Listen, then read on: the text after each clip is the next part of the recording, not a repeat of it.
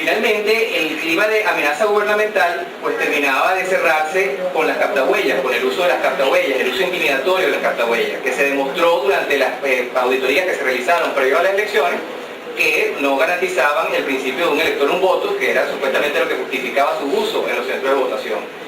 Sin embargo, el Consejo Nacional Electoral, a pesar incluso de haberlas retirado en las elecciones parlamentarias, el Consejo Nacional Electoral insistió, utilizó las captahuellas y finalmente el ciudadano en un centro de votación en donde ocurrieron casos como el reportado pues, en el municipio Pedro Leal, en donde en la escuela Montiel, en donde el propio alcalde pues, acompañaba a los electores para que hicieran su voto frente a la máquina de votación. Esto fue una situación que inclusive es reportada por el mismo, la misma Unión Europea, estableciendo lo que es otra de las irregularidades graves de este proceso, en donde no tuvimos un reglamento general electoral, no tuvimos una normativa a tiempo, no tuvimos unas auditorías realizadas oportunamente, con un proceso además muy complejo, que en términos de, como lo plantea el informe de la Unión Europea, lo dice de esta forma: en el Distrito Capital, Anzoátegui, Bolívar, Falcón, Lara, Monagas, Yaracuy, Guárico, Barinas y Portuguesa,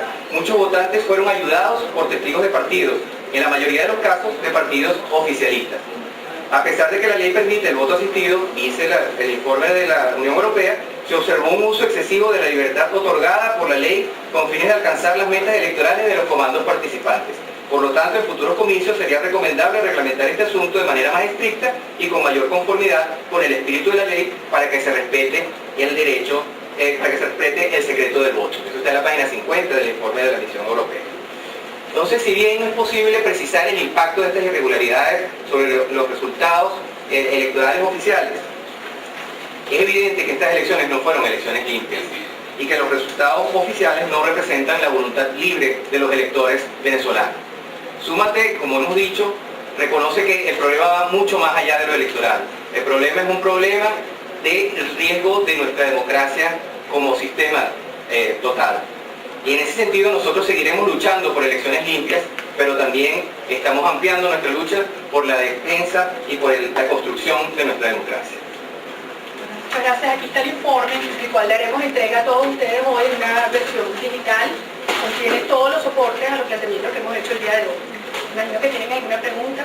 Súmate, tiene previsto apoyar a algunos partidos, los partidos de la oposición, que entre ellos mismos, el caso Primero Justicia, que se dividieron haciéndose acusaciones mutuas de un rédito electoral viciado, y hay muchos otros partidos que no se han sometido a un conteo para elegir su directiva, ¿verdad?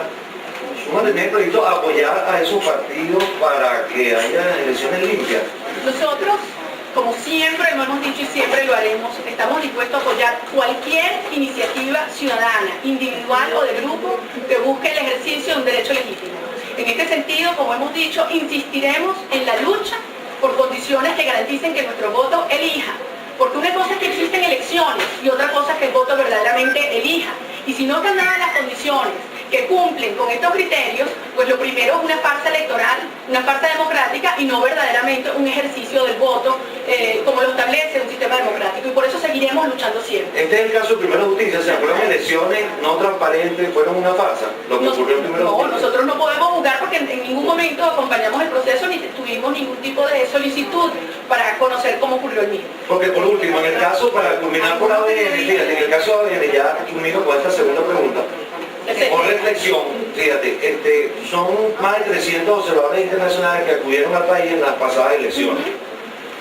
Hay un consenso general de que hubo transparencia, innumerables auditorías se practicaron al registro electoral, a la plataforma automatizada, y todo esto apunta a que verdaderamente hubo una elección transparente. Algunas objeciones, como todo proceso, puede ser sujeto a mejora.